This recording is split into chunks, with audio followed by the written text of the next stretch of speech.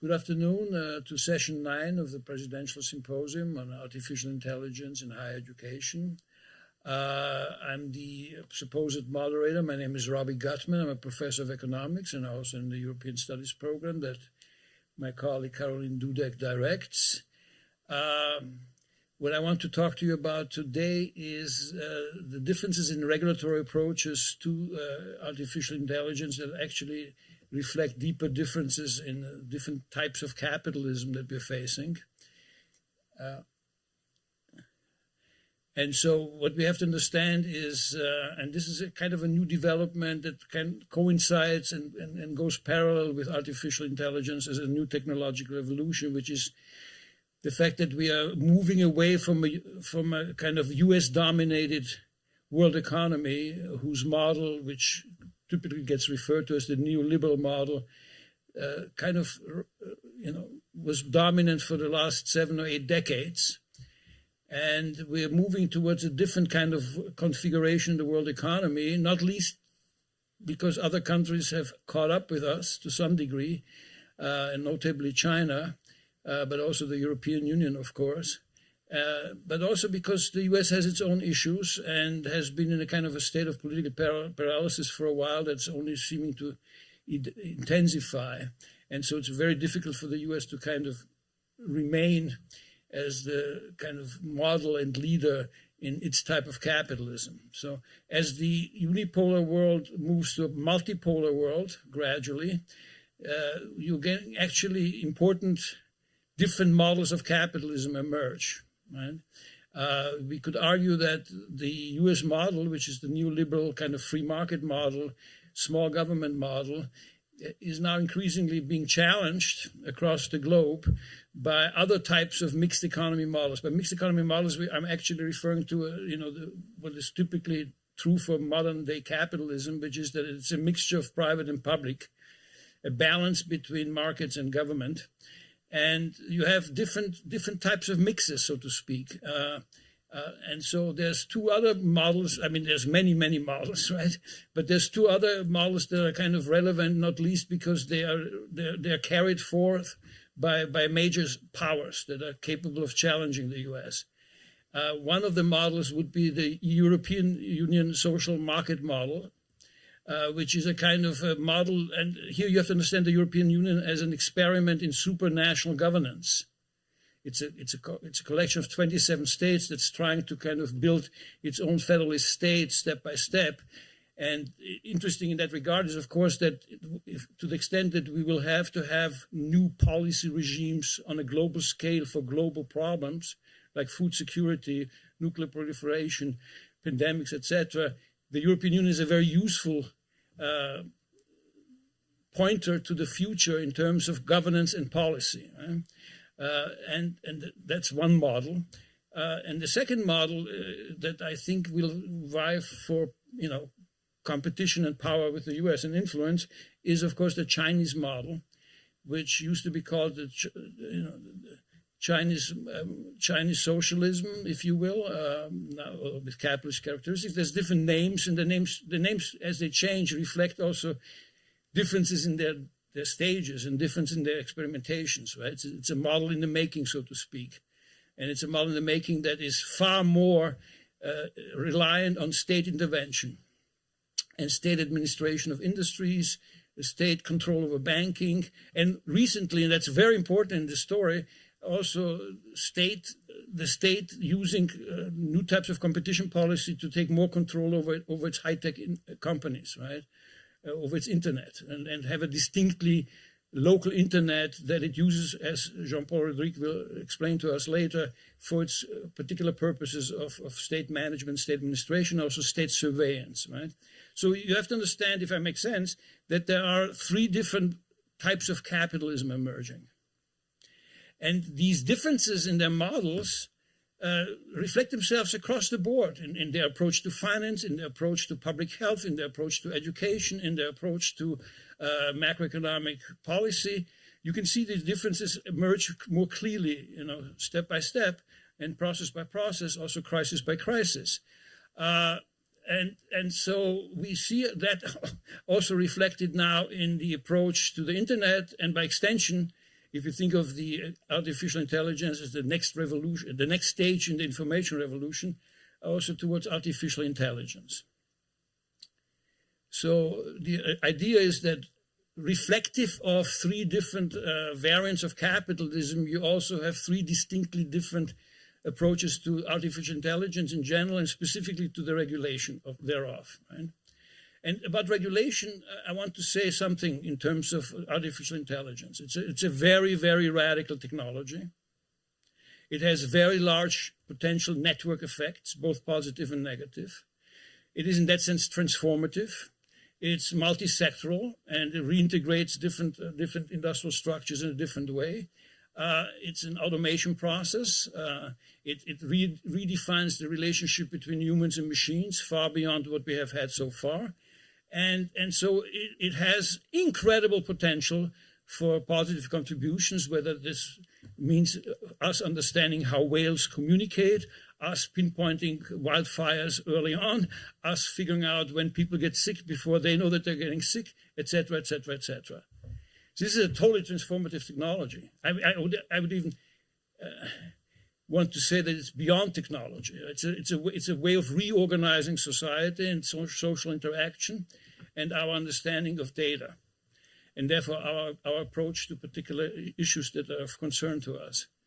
Now, that's the positive side. There's a deeply also dangerous potential here, right?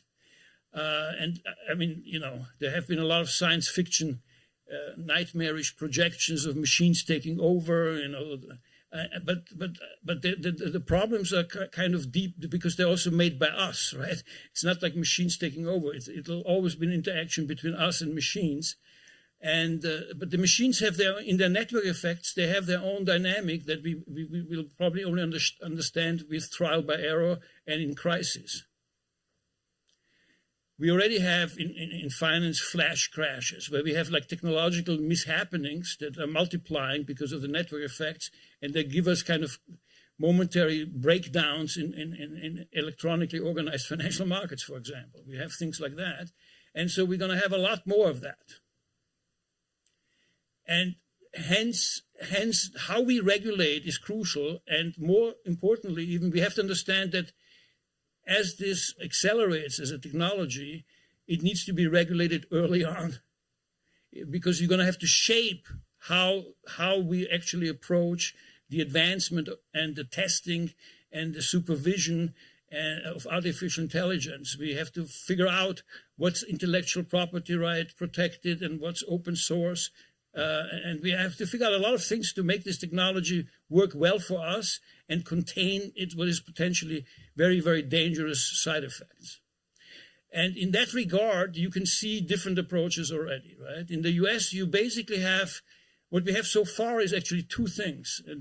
A voluntary kind of conversation among the key providers of the internet that are also driving artificial intelligence, whether it's Microsoft or Google.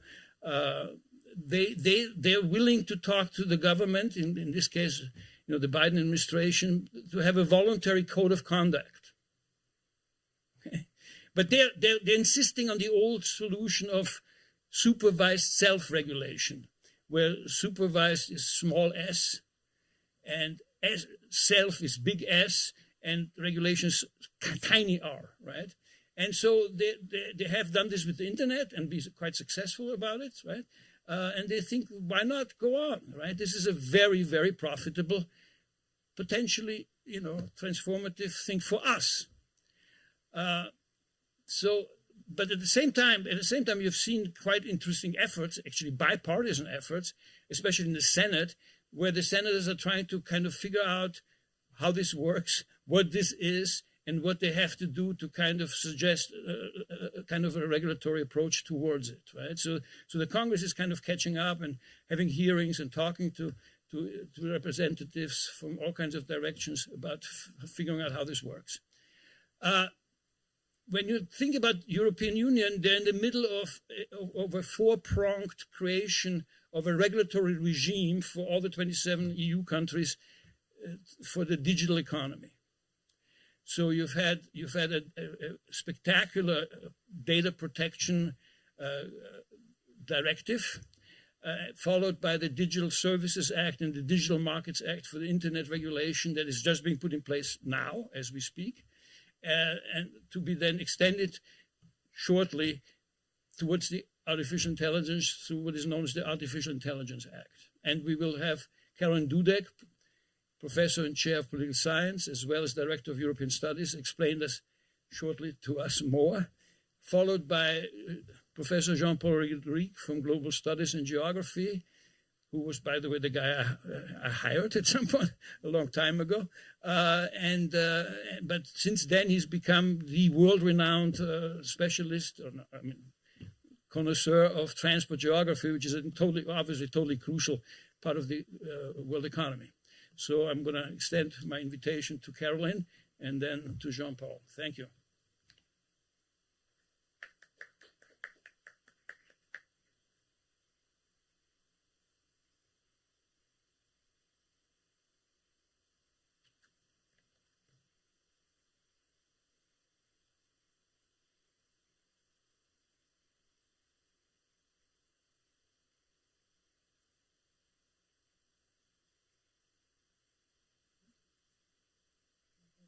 Is it up? Good. Okay, because I can't see it, so hopefully it's working. Okay. All right. Thank you. So I wanted to start with a quote. Elon Musk was recently interviewed, and I want to give a direct quote from him related to AI. And he said, "There's a real danger for digital superintelligence having negative consequences. And so if we are not careful creating artificial general intelligence, we could have potentially a catastrophic outcome. I am in favor of AI regulation because I think AI is a risk to the public, and anything that's a risk to the public needs a referee, and that referee is a regulator. And so I think that my strong recommendation is to have some regulation for AI." Now, you may say that perhaps it's a little bit ironic that he says that. He doesn't say that about his platform X needs to be regulated, but AI does. And I think, Musk's commentary begs the question of how to regulate AI and who should regulate AI.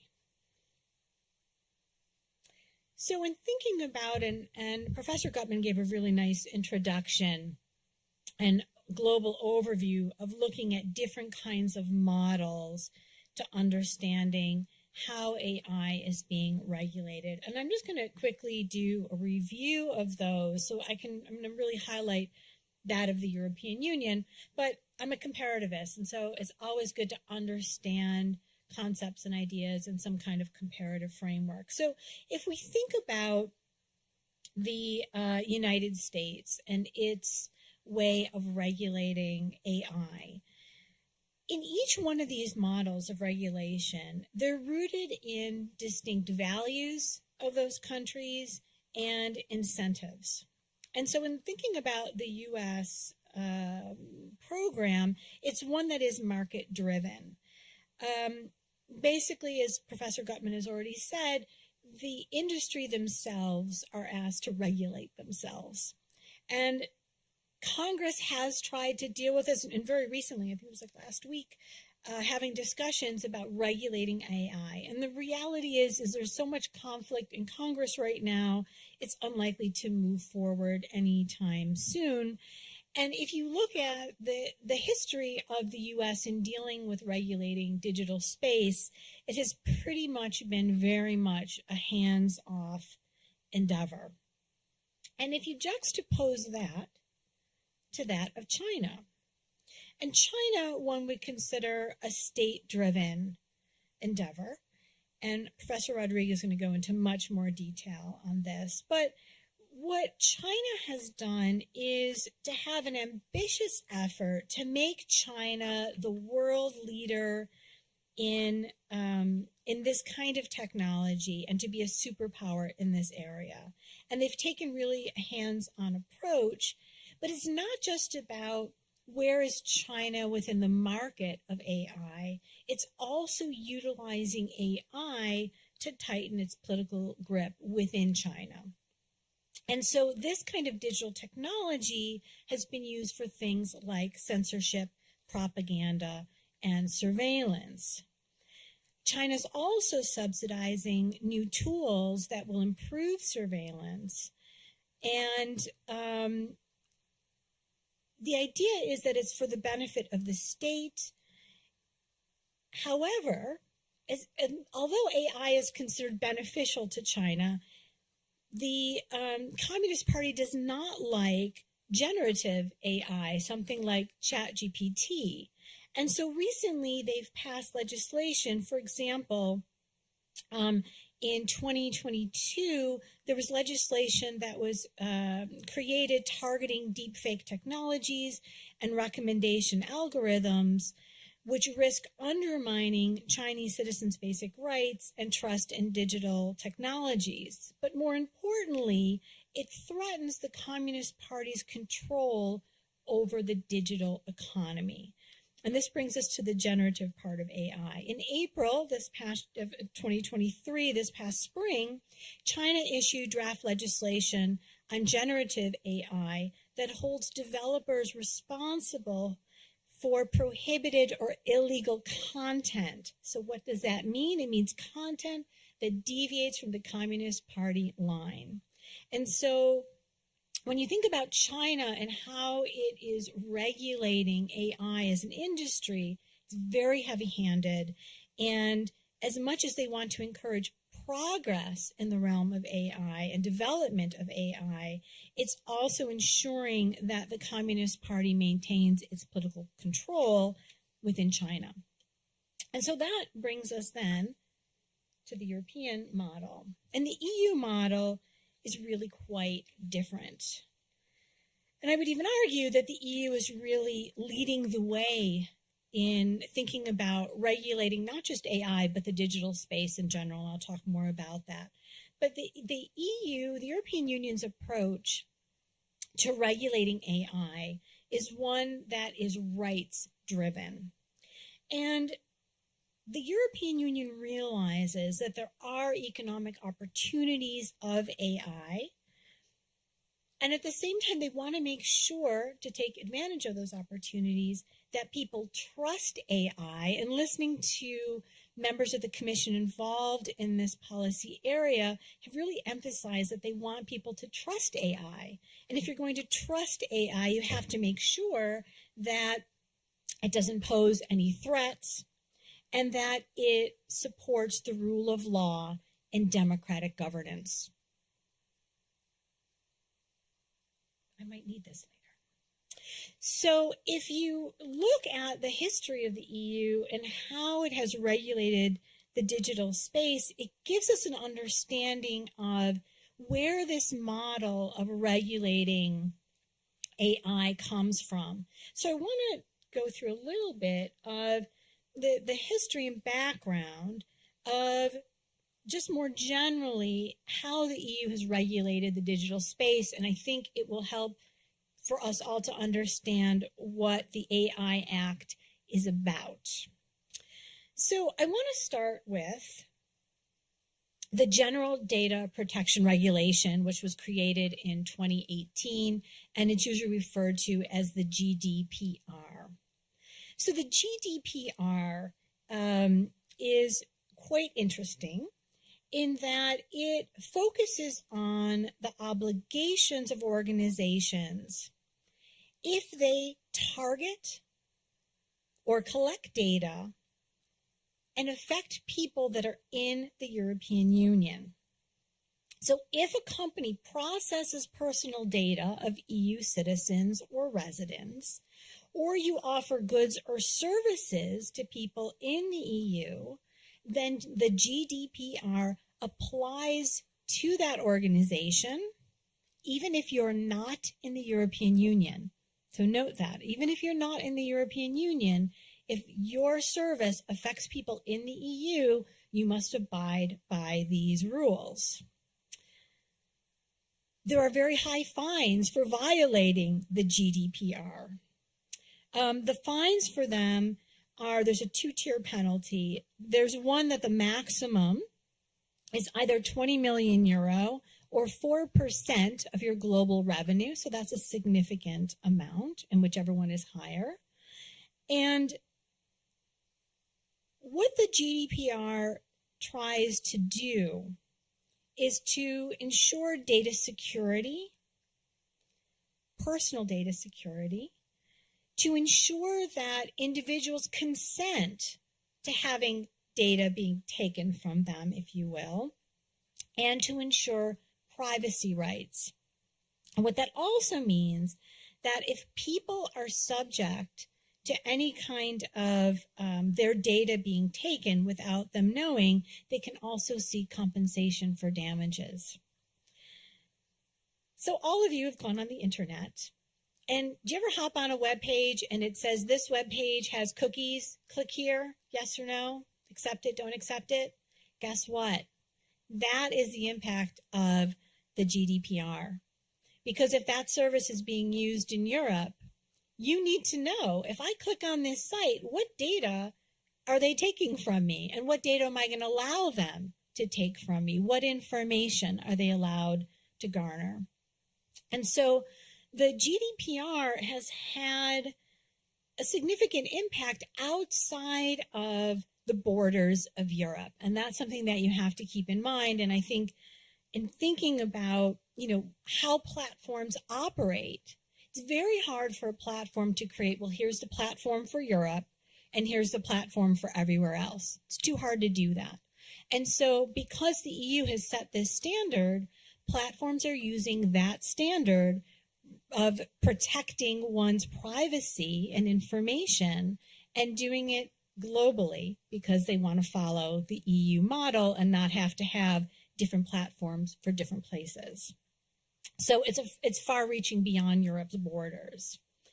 And the other thing to keep in mind is that the GDPR has become an anchor for also thinking about how to regulate AI, and I'll come back to that a little bit later. The other piece I'm going a little bit out of order chronologically, but it makes sense in sort of what I want to build up on, was the creation of something called the Code of Conduct. And the Code of Conduct was created in 2016. It's a little similar to what Professor Gutman was talking about as it relates to the United States. It was created in 2016, and particularly thinking about 2016 for a moment, what was happening in 2016? We have the Brexit referendum, and we know that the Russians were very involved in trying to influence that referendum. We have other elections going on in Europe, again, that there was foreign intervention online in those elections. But it's specifically this issue of coming up with an online code of conduct actually comes out of a conference that was held in October of 2015 in response to violent attacks to the Jewish community in Europe. And at the time, Commissioner Franz Timmermans held a colloquium on anti-Semitism and anti-Muslim hate. And as part of that discussion emerged the discussion about online use of hate and hate speech and inciting violence. And out of that comes this idea of we should have an online code of conduct. And there was a realization with all these other backdrops that I'm talking about in 2016 that it's going to take a long time to actually create these regulations, to create legislation, and we need something right now. And so the Code of Conduct was put into place. It still functions today.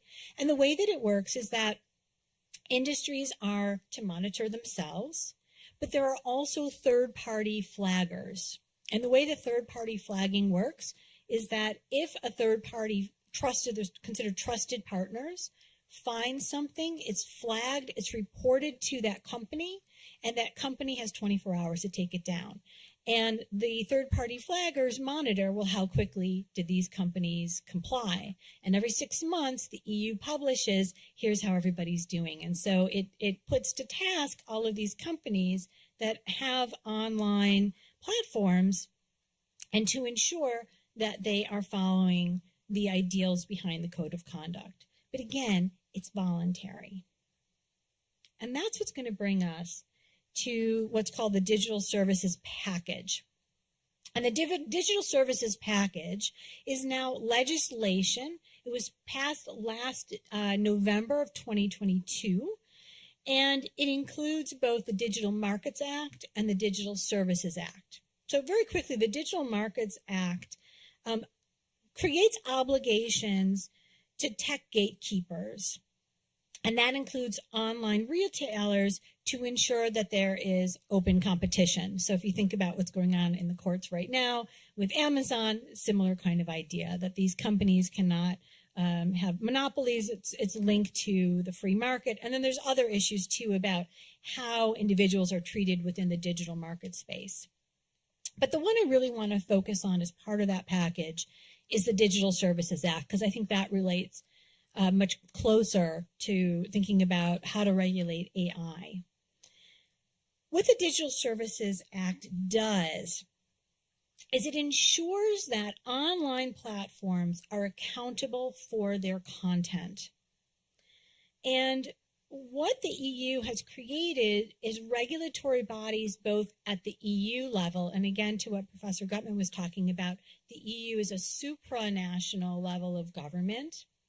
So you have regulatory body at the EU level within the European Commission, which is the executive body of the EU, and at the national level. So national governments were also told you have to create a regulatory body to deal with online platforms. The Digital Services Act mostly applies to what are considered large platforms, which is about 45 million users.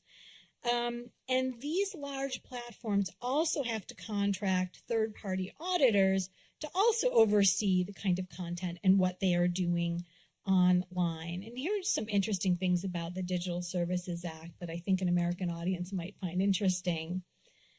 With the Digital Services Act, the companies that have these large platforms must share their algorithms with the regulatory bodies. And of course, these companies don't want to do that, but under this legislation, they have to do it.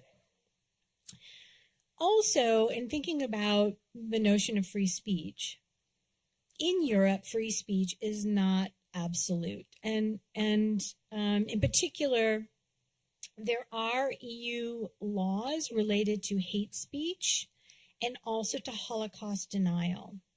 And so it's very interesting what the EU has been able to do. If you are sitting in Germany and you see something online that is Holocaust denial, you can flag that and say, I'm here in Europe and reading this. This is affecting me. I'm seeing it here. The platform has to take it down. You can't leave it up. It has to be taken down. It's against German law, even though that post was sent from somewhere else. If you're in Europe and you're viewing it, it has to be taken down because it's against German law, it's against EU law. So it's a very powerful tool, and we're still seeing it kind of unfolding now because it's relatively new. But what has happened with the Digital Services Act is that the EU has gotten in front of regulating online content and is becoming the leader. And again, this also goes back to the General Protection Service as well, in saying that the EU is stepping ahead and moving a little ahead of the technology to make sure that regulation is done properly and well, and regulating it. And that brings us to the AI Act. It's my last one up, which I'm going to come back to, because before we get to the AI Act, the EU has also been thinking about AI for quite a while. And so in 2018, we have something called the Coordinated Plan on Artificial Intelligence. And the Commission proposed this plan in part because Europe was kind of behind in private investment in AI. The EU saw itself as we are losing out on opportunities that AI offers. People are going to leave. We're going to have a brain drain as people want to go somewhere else. And so in response to that, the European Union decided, we are going to put money behind AI. We are going to get involved in public and private cooperation and investment to try to be a place where AI is created. And so the coordinated plan on artificial intelligence has three main pillars. As I've already mentioned, increasing public and private investment in AI, preparing for socioeconomic changes that will accompany AI,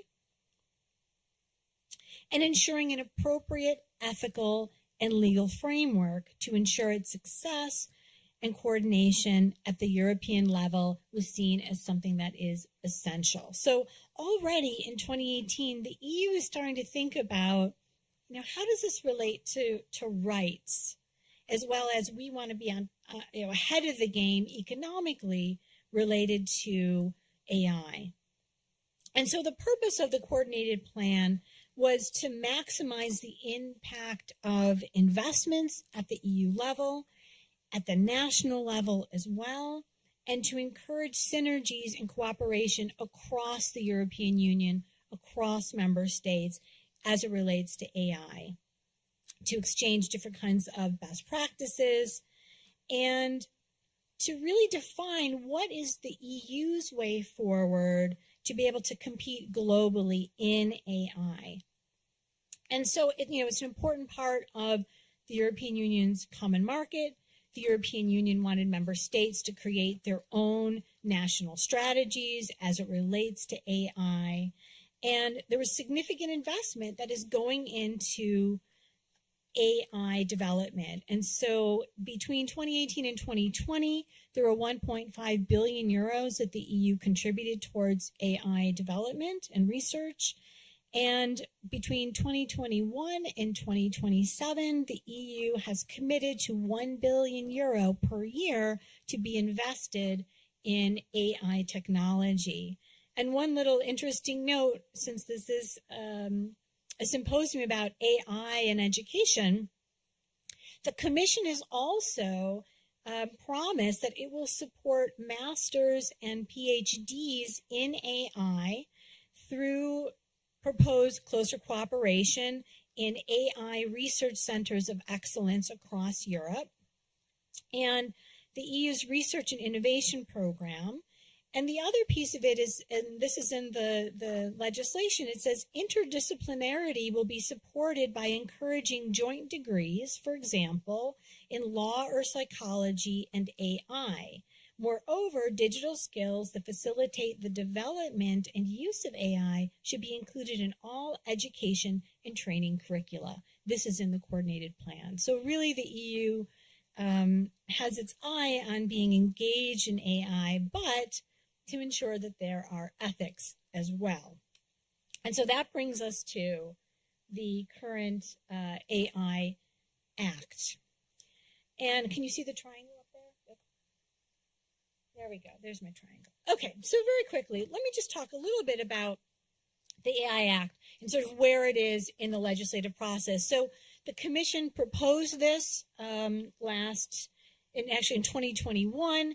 It has now gone to the Parliament, and it should be up for a final vote in the next couple months. So this is not a finalized piece of legislation, but I'm going to give you a little bit of an outline of what it looks like and try to wrap it up because I don't want to take up too much time. But basically what the AI Act and how the EU perceives AI is that, and you see this pyramid here, and the argument is that for the most part, most AI does not have high risk. And so this bottom part of my pyramid here are types of AI that the EU looks at and says, well, there's kind of minimum risk, and we're going to basically use the code of conduct in order to lightly regulate this kind of AI. What the AI Act does is it tries to define what is AI and also to define what levels of risk exist. And so this pyramid is sort of a visual to show you how the European Union wants to regulate AI according to really risk analysis. How risky is the type of AI that we're looking at. And so they do at the very top, the little tip, this is unacceptable risk. And there are certain types of AI which will be prohibited in the European Union. And those kinds of banned practices are things like social scoring, using facial recognition in certain instances, particularly as it relates to discrimination, bias, and so, their subliminal messaging is another one. Biometric categorization systems that use sensitive characteristics like gender, race, ethnicity. So there are certain types of AI that the European Union says will be absolutely prohibited within the European Union.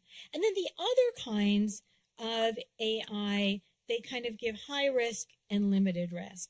In the area of high risk, one of the areas, for example, is in education, and particularly thinking about children and maybe how using AI in school and for also grading at the university level, what impact that may have. And so the EU in those instances will be regulating that more heavily than other types of AI. For things like chatbots, deep fakes, that's considered limited risk. And for things like deep fakes, in the EU legislation, it states that if you use a deep fake, you have to say it's a deep fake. Or if you are talking to a chatbot, it has to be put out there honestly that you're not talking to a human being, it's a computer that you're interacting with right now. And so those are the pieces of the legislation that really focus more on risk levels of how risky the type of AI is. So just to conclude, a lot of people talk in EU studies about the Brussels effect. How is the European Union a world power? In the area of regulation, it has become a world leader, and you could name many different industries where the EU is really out in front in shaping how the regulatory framework is going to emerge. And it's not just in Europe, it has an international impact. And so, in thinking about the Brussels effect and the development of the AI Act and how this will affect the regulation of AI, I think the EU is showing itself as a global leader. I think that thinking about how Europe wants to be ahead also in the technology of AI, hoping that citizens will embrace AI. And so the goal of having citizen trust, the goal of having responsible AI, and then, of course, this aspect about human rights and fundamental rights and democracy. And so they want to avoid any kind of AI that would have bias, racial inequity, and any kind of human harm. And so that's where that high risk, low risk comes in and how the EU wants to regulate AI. And I think that, thinking about these three different models, where the EU comes down is they want to be the leader in the regulation. And I think it's a little bit of a race of which world power is going to regulate this first. And I think at this point in time, the EU is out in front, but we'll know in a couple months when the AI Act, if it is possibly passed, which it looks like it will, but you never know. So I'll conclude there. Thank you. And I'll invite up Professor Rodriguez.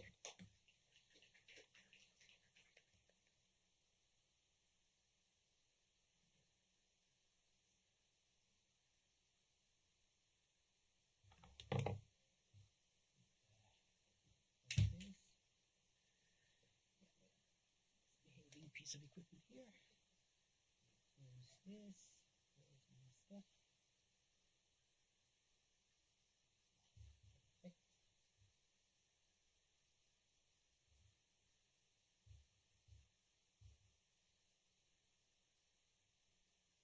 Okay, hope you see everything. Okay. Okay. It's probably another time zone. I think it's a conspiracy. I want to be. The Chinese government is currently trying to silence me right away. Somebody can tell me what's happening?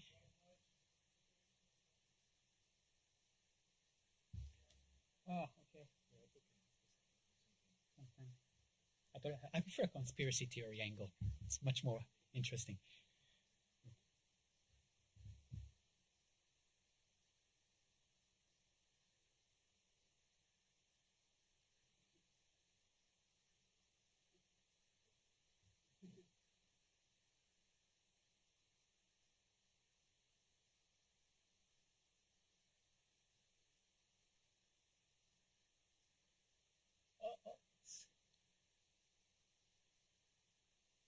Why me? Okay, congratulations. We made the technology work irrespective of preparation. It's always failing us. So actually, maybe it's a nice segue to what I'm going to talk about today, which I must say is an excessively controversial topic.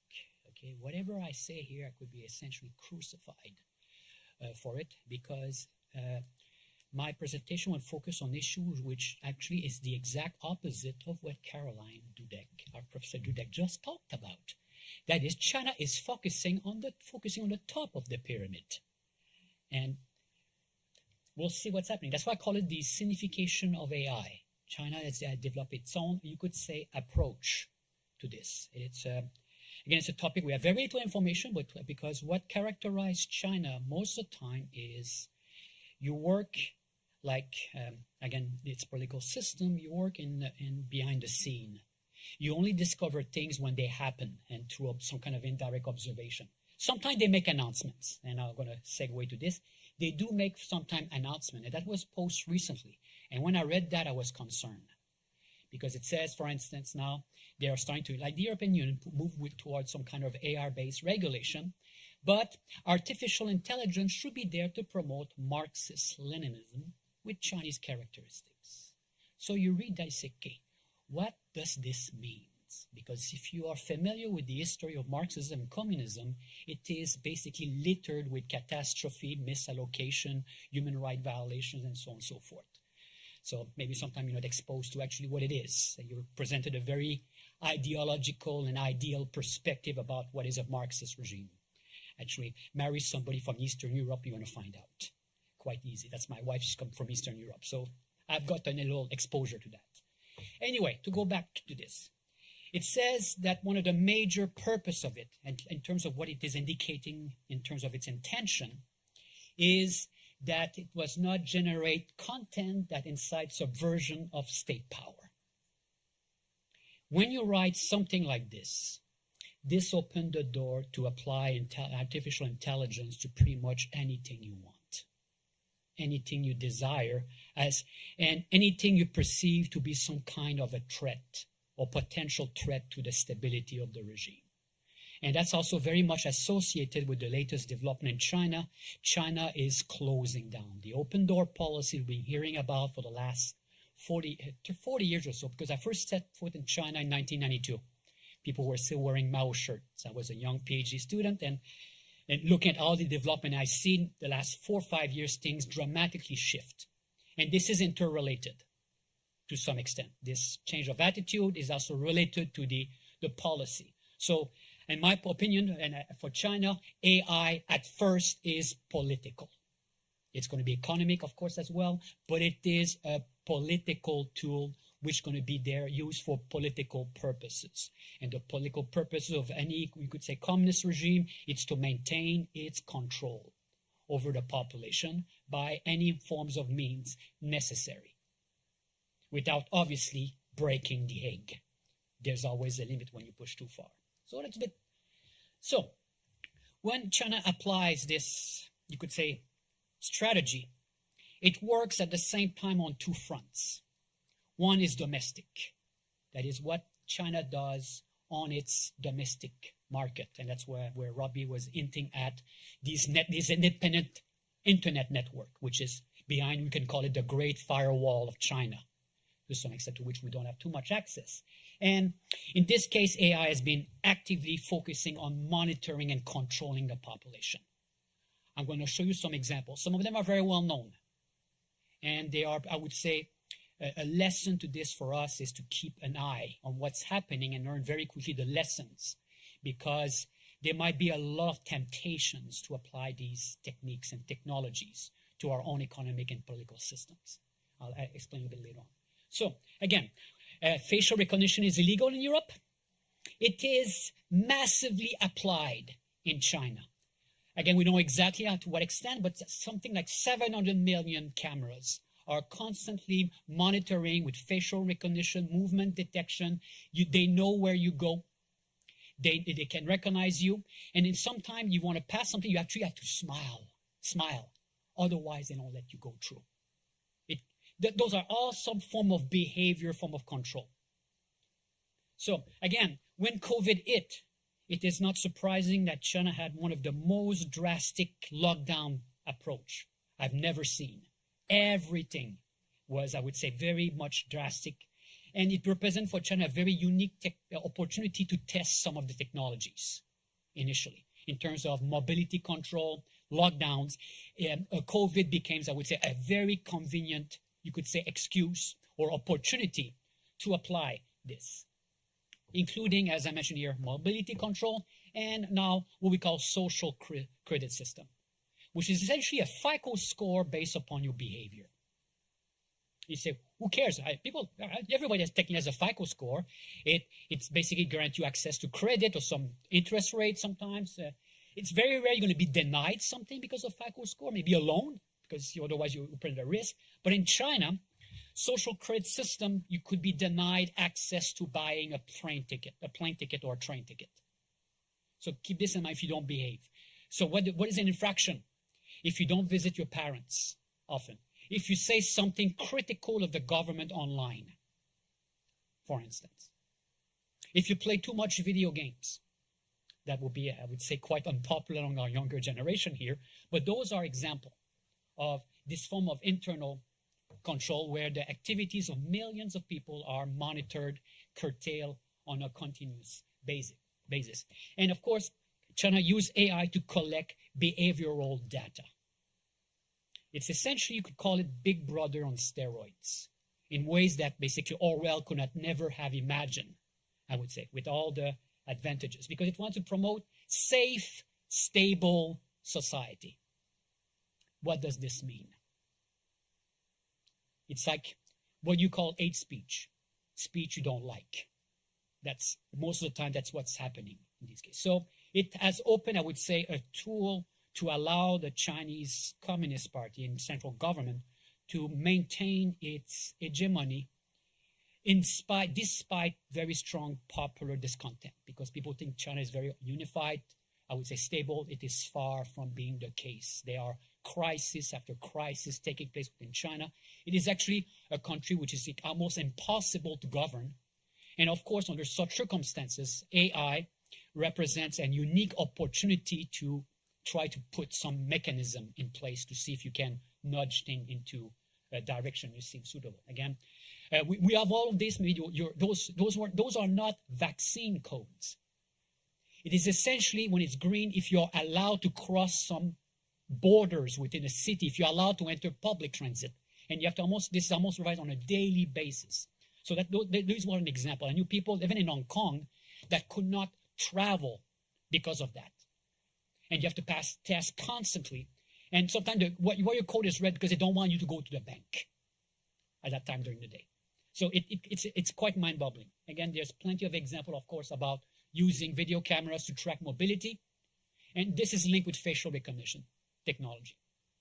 They are capable, they're probably among the most advanced, to identify where you are at any time, because wherever you go in the public space, you're going to be scanned irrespectively. I think the second country that has the most camera in public spaces after China is, I think, Great Britain. And there's currently a revolt taking place in Great Britain where people are basically destroying these cameras because they're now being used to monitor mobility. And and monitor your carbon emission. Sorry, you cannot buy something because you already exceed your CO2 quota. If it is the future that you want, I would say, please ask questions about your motivation and your ethics, I would say. Okay, so what's happening right now in China for the last few months, which has not been picked up too much, it's there if you pay attention to it, is an emergence of a domestic financial crisis. As usual, when these financial crises takes place, they are always linked with real estate. With China, the danger is even more dangerous because based upon the data we can get, 70% of all the assets of a regular household is in real estate. In the United States, something like 40%, it depends on where you look at, but it's much smaller. So whatever something happens in real estate, it's going to be amplified dramatically. And therefore, currently, what's happening right now in China, you have, I would say, a popping of the bubble. The valuation of real estate is declining dramatically. People are losing money. They start to stop paying mortgages, even though you cannot get rid of, you cannot declare bankruptcy in China. So therefore, you're stuck with this. You have the major retailer and major builder of real estate. I give you two examples here. Country Garden Evergrande. They are on the verge of bankruptcy. They stop paying their bonds. So right now we have an unseen, very noticed financial crisis. And what we start to notice is China is starting to apply for the first time. I'm not sure if there are other examples of that. AI to control bank runs. That is, you could have, let's say, $200,000 in your bank account. You will not be capable of having access to it. First of all, they won't let you go to the bank. They could freeze your account, and you have to undertake a lot of effort to coming back online. They're going to monitor your expenses no more than, let's say, $100, $200 per day maximum. And that create a tool which I've never seen before to control essentially financial crisis to some extent. And the hope, of course, is things get back to normal eventually. But meanwhile, you see that constantly on the internet, people complaining they cannot access their bank account, they cannot pay for services or hospital bills and things like that. So that's something I find, I would say, very unique and disturbing.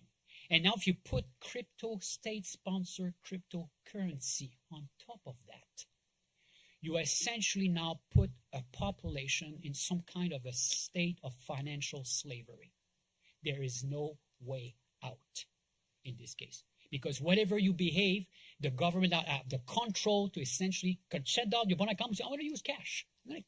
No, now with cryptocurrency, you're frozen, your FICO score or your social score is not high enough, you cannot buy things anymore.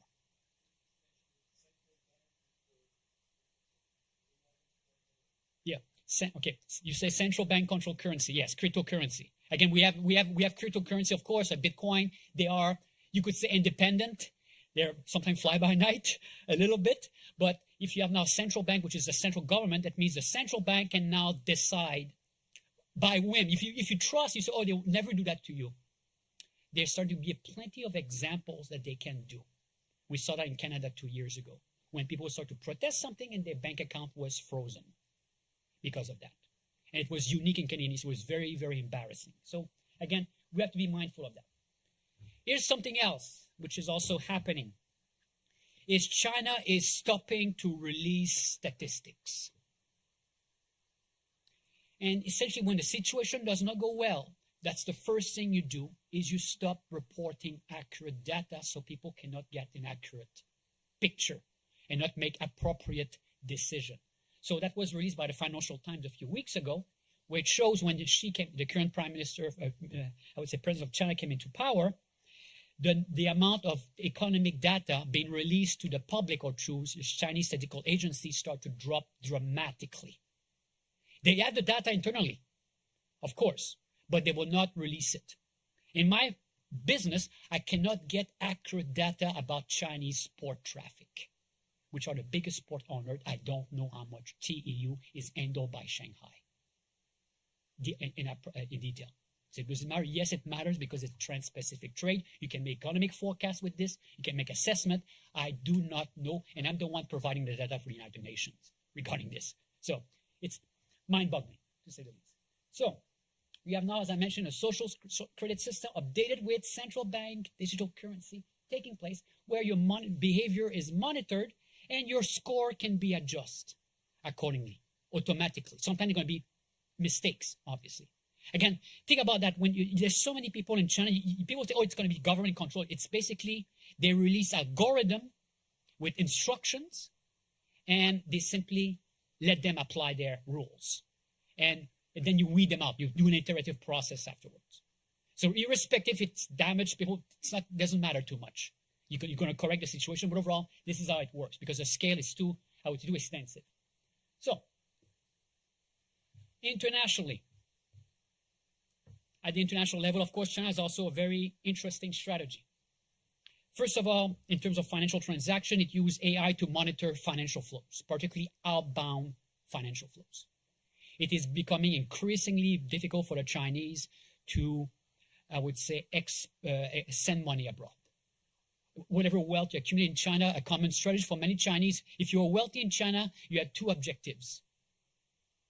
First is to try to send money outside of China and park it somewhere else, in real estate, in banking. And second is to gain a foreign citizenship for yourself or for your children. They've been doing that for years. Most of the wealthiest people in China has been applying this strategy. Park asset abroad and gain a foreign citizenship. It tells you how much the elite trusts the system when your first goal is actually to have an option out. So bear this in mind. Again, this is not very popular things to say, but I've been observing that for decades. If you don't believe me, go see Vancouver in other West Coast cities. Okay, so of course, China is doing the usual practice. It's never going to admit it, but like in the US also does the same. It hacks networks, particularly critical infrastructure. There was some issue with pipelines in the United States a couple of years ago. It was shut down. A very important one, create gas shortages in, I would say, North and South Carolina, if I remember correctly. So it's there. However, and here's a very major bottleneck for China.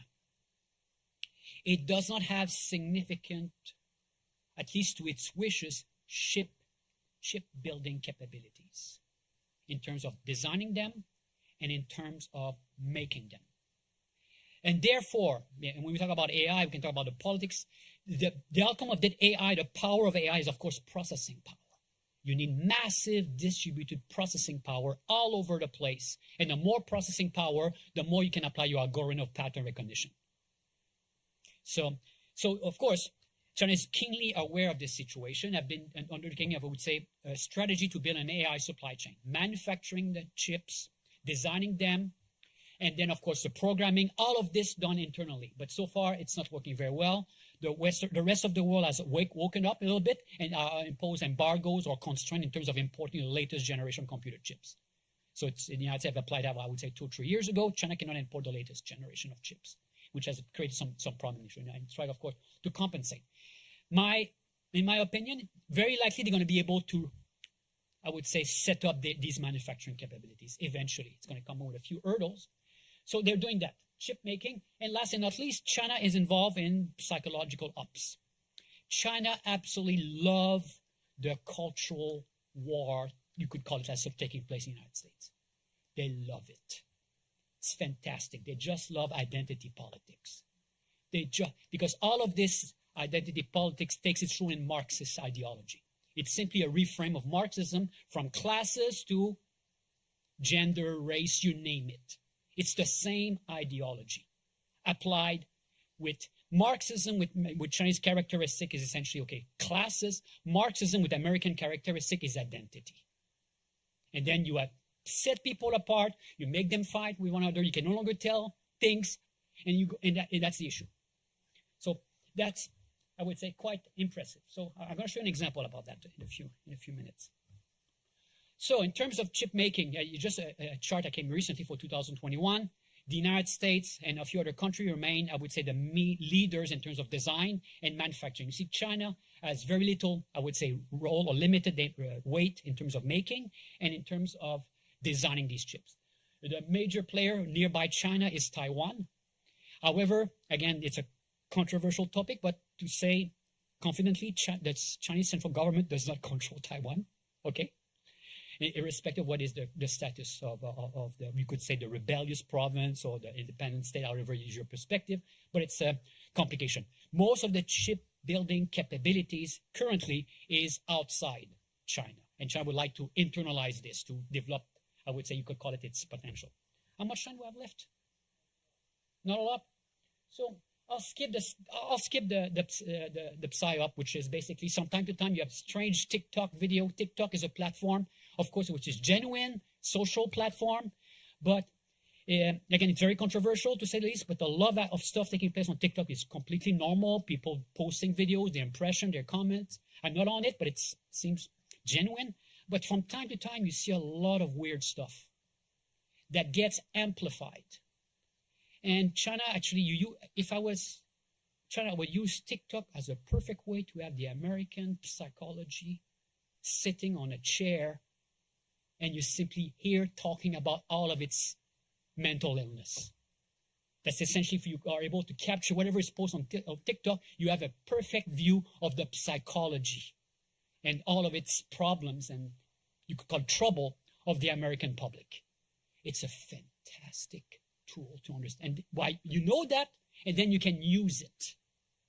And I see from time to time they're going to post videos which are specifically designed in a way. This one got 35 million views. It happened up in my thread. I say, I don't follow that. I'm not interested about that. Where is this coming from? And it was pushed by robots, by apps, and things like that. And it was essentially a video that essentially were a young woman, and the video was actually filmed in China because people started to look at it. They said, was it a deep fake? It was not a deep fake, but there were a lot of things on it where the landscape, I've been in China many, many times, the landscape, this is typical Chinese landscape. This is not a wedding ring, but look at this, the hand, what side it is. The right side. It's left. So if you pay attention, you're going to notice few things. This is not a video made in the West. It's a video made in China. But it portrays a woman refusing to an engagement because she was perceiving when she was receiving the ring that this was a form of oppression and slavery. Having kids was a burden, and the goal was so that's a perfect example of how you destroy a culture. Is you destroy the trust between genders, and you destroy the trust in, let's say, in institution. That's an example. Again, it's a bit far-fetched, but that's an example of where you have that little kernel which is pushed, and you repeat these messages thousands of times, and eventually you have a form of psychological warfare taking place, which takes the West, knows exactly what are our weaknesses, and push subtly. There's no I would say election intervention at all. They simply subtly pushes from time to time messages, amplify whatever is divisive, and you push it out, and by the time you spend 100 hours on TikTok, you become insane. And you become confused, you become, I would say, troubled.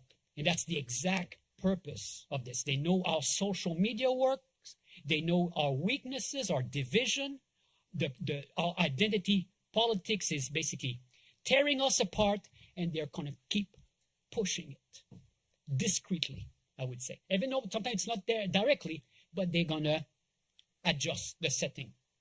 And we're going to expect to see a little bit more of that. So, as a conclusion,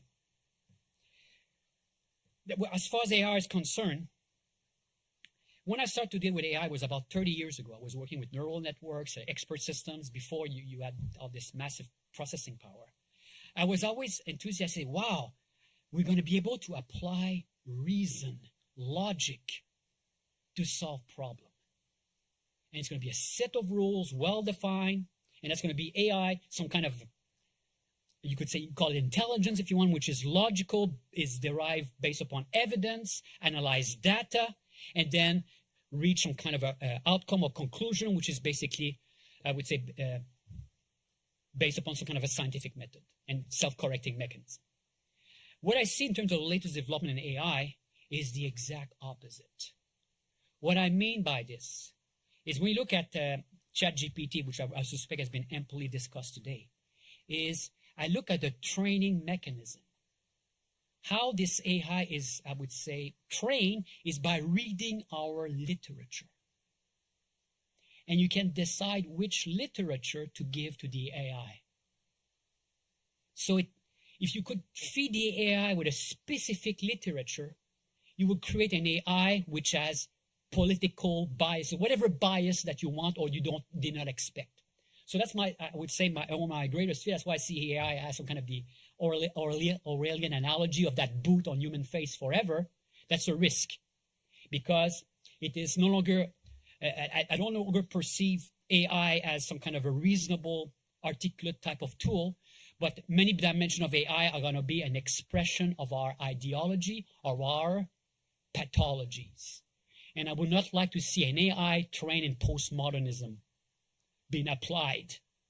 That would be hell on earth in this case, where there's no objective truth and everything is relative and so on and so forth. You can imagine an AI, you take your worst book and you feed the AI with it. And that's how it learns. Because how do you think an AI learns? It learns by reading. These days, that's what it did. The AI learned about transportation by reading some of our website, because I asked question on chat and I saw the answer coming straight from my textbook. I said, this is how it learns. It browses the web and read. So whatever you feed it, it's going to adapt itself to it. And there is a fundamental risk. And I'm happy to look that the European Union seems to be aware of this. And we're going to have to pay a very close attention between what's happening in China, what's happening in Europe, and make a very, I would say, wise decision. Otherwise, we could have a lot of unforeseen consequences. Again, today my message was a little bit more negative. I wanted to present a little bit more of the potentially dark side, where AI is a kind of a tool, a political tool with, I would say, nefarious intentions. Okay, that's it. Thank you.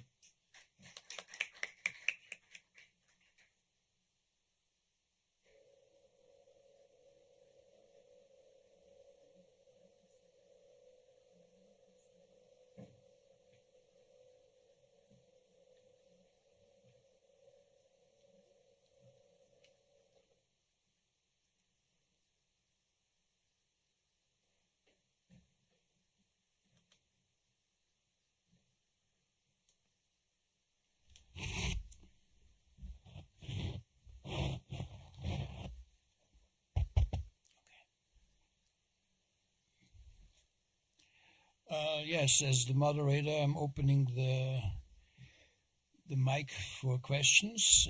We are supposed to speak into the mic, so because we're also being live streamed.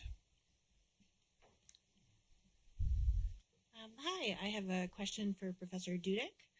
And I'm from the MLA Joint Task Force on Writing and AI, and I'll be talking tomorrow. So my question has to do with when you showed the pyramid of potential risk groups for education as being one of the areas of potential high risks, along with law enforcement and other similarly tiered things. What do you think about looking at the parliamentary process, where the kind of assertive language about risk in some ways gets reframed or played down? So sort of looking at how that article, and this is something we've been looking at, in terms of the Biden administration and its AI Bill of Rights, writing to the OSTP on behalf of professional associations in the humanities and higher education, where we've been like, hey, education is an important area to address in the AI Bill of Rights, which is not really there in the US. But in Europe, it's there. But in the parliamentary process, you see a sort of watering down of the language of risk and threat. So that article has now been kind of reframed in terms of, well, AI could have all these benefits to education. And then there's still the language about risk, but it's been sort of watered down. And, the same thing happened with the GDPR too. So, what do you think about that kind of parliamentary process? I think in general, that is the legislative process of, coming to consensus. I think if you read the European Parliament's amendments and what they emphasize in that piece of legislation, I would have to say that the Parliament has been very careful about what is the risk of AI. And I think if you look at that piece of legislation, you might consider it watered down. but compared to anything else that's out there, it's pretty incredible. I think the challenge is you're trying to regulate something that has not been fully developed yet either. So we don't fully know what are the risks of AI. And they're trying to come up with what is a definition of AI, which is also challenging to do. So I don't know if if I would necessarily categorize it as a watering down, but as understanding how to regulate something that is unfolding before us. And at the same time, as I mentioned, Europe still wants to be on the forefront of this. They don't want to miss out on an economic, technological opportunity. So I think it's a balancing of trying to fulfill the fundamental rights values that the European Union has, and at the same time advancing Europe and not getting left behind in sort of the AI race, if you will. Can I just add 2 more points to that?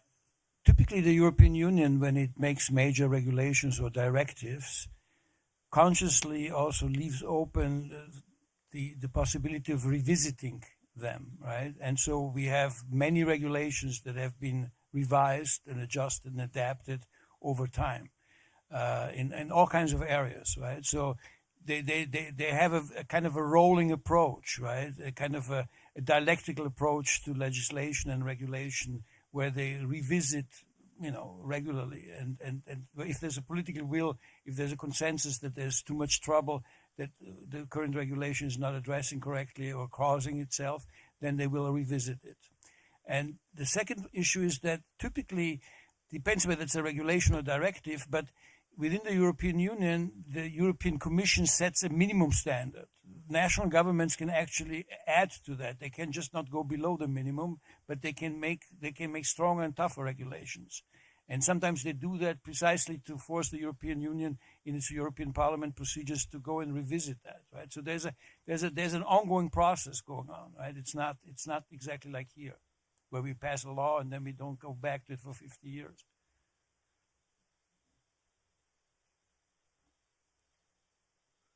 Any other questions? Hi, thank you so much for such an insightful presentation.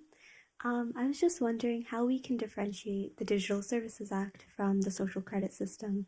I mean, of course, one does monitor like individual actions and the other is protects human rights, but what are some ways in which they're similar and different?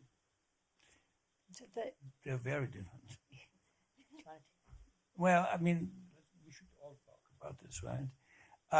I mean, you got to understand that, I mean, maybe because I'm European myself and I'm kind of biased in that regard, right? There is a very strong attempt on a European level, and this is marked by its own history, to be pro-consumer, right? I mean, the difference between when I live here and I live there, right, is here it's freedom to, right? It's freedom to carry a gun. It's freedom to drive whatever car you want. And there it's freedom from.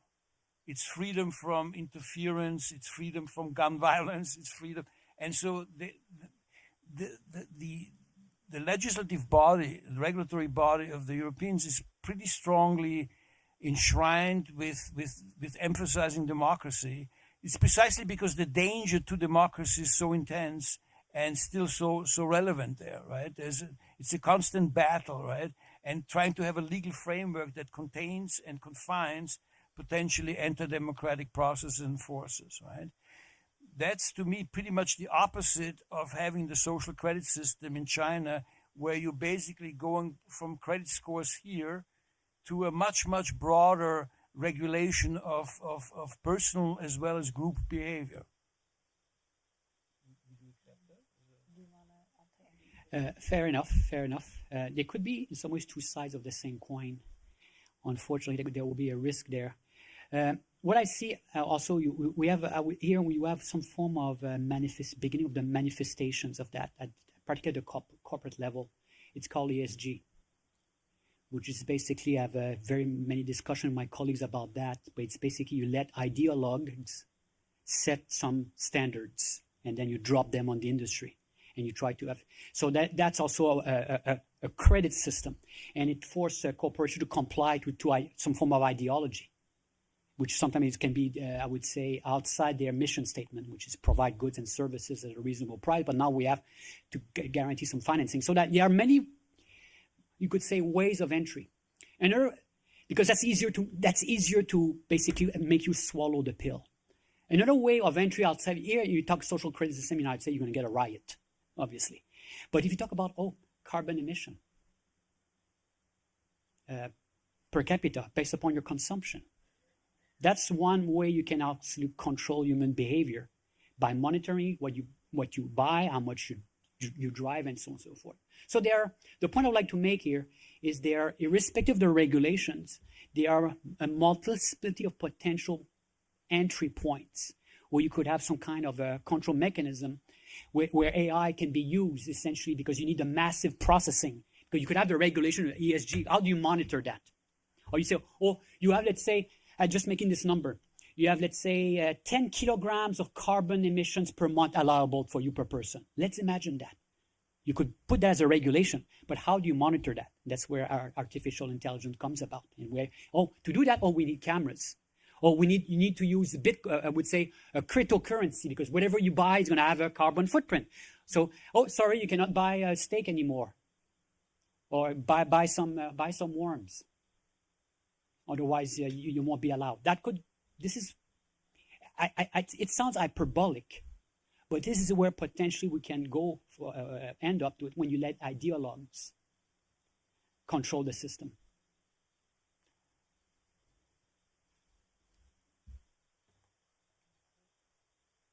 We're going to leave it at that, right? We can argue about ESG, but we're not going to do that, right? No, but I mean, one thing that I've been working on for quite some time, and it kind of I get tickled by Jean-Paul about it, which is that, of course, we have a long history there, but what's important to understand is in that sense, Jean-Paul is quite correct, right? Both the European Union as well as China are planning to roll out very soon what he referred to already as cryptocurrency, but what we should actually understand more precisely to be central bank digital coins. So this is a digital money system controlled by central banks and issued by central banks, and it's basically a replacement of the existing financial system as we know it. But they have very different type of proposals, right? And so again, the difference between the European Union and China is quite astounding. But he's quite right that there is a dialectic between the two sides, right? And that as we unfold through many crises, demographic, political, and so forth, and financial, the AI can play both sides of that game very well, right? And it crystallizes especially strongly once it submerges with the new digital money system we're going to have. I think if we get that, we can kiss our freedom goodbye. Well, maybe it's also. I mean, maybe I'm just a foolish optimist, but maybe we're just going to redefine what freedom means, right? Yeah. And you can have many. I mean, this is a very dangerous argument to make. And I come from a communist country and I ran away from it, and so I understand what I'm talking about. I live here for good reason, but we have sometimes. I mean, for example, as an Austrian, to me, the fact that you have the freedom to buy as many guns, even without background check, that's a total excessive freedom, right? I rather redefine that freedom. You'll own nothing and you're going to be happy. Well, that's not necessarily a solution for everybody. No, but anyway, let's go on for the next question. Do we have more questions?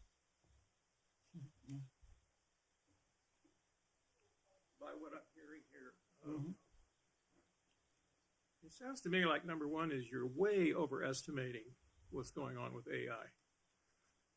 It's very early days. Yes. It may well be that the position of AI in the future is not going to be like that of string theory today, where people have worked on it for 30 or 40 years and made very profound pronouncements about what it will be capable of. We don't have any hard data right now to show that we're in danger from AI any more than we were in danger from it 10 or 15 or 20 years ago.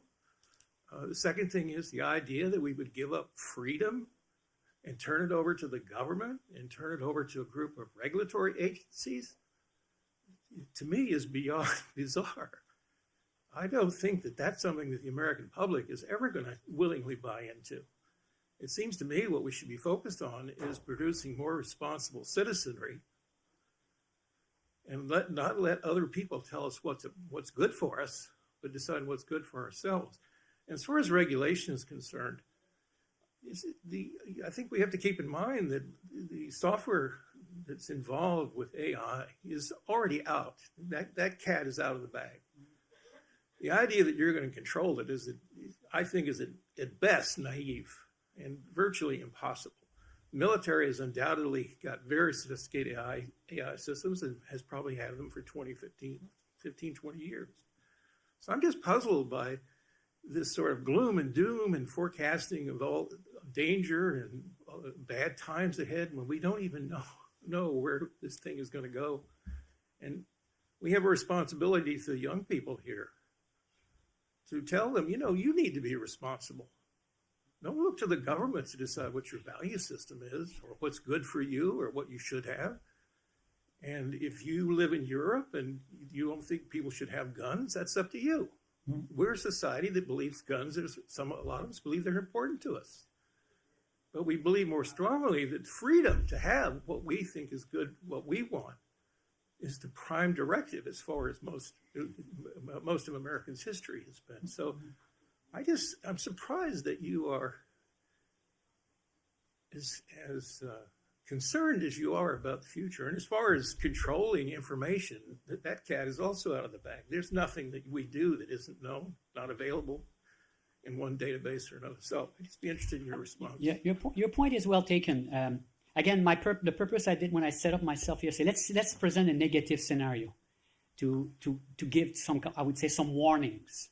And some of them are evidence. What's happening in China is not, I would say, speculation. It's a direct application for population control. And when I say, we are impervious to that, it's going to be for your safety and security. There's danger. You have to be protected. I'm being sarcastic when I say that. It's going to be for your safety and security. We're supposed to end at 5:45, which is pretty much now. Just the last word. We were not proposing a Chinese regulatory approach or a European regulatory approach to the US. We were pointing out the fact that we are living in an increasingly multipolar world where the American model that was once really dominant is not as dominant going forward as it used to be on a global scale. And there's different variants of capitalism emerging with different approaches. And so our panel was an attempt to kind of, exemplify that on the question of artificial intelligence, where there are clearly different uses and different regulatory approaches being taken by the Chinese, the Europeans, and the Americans. That's all. Thank you very much.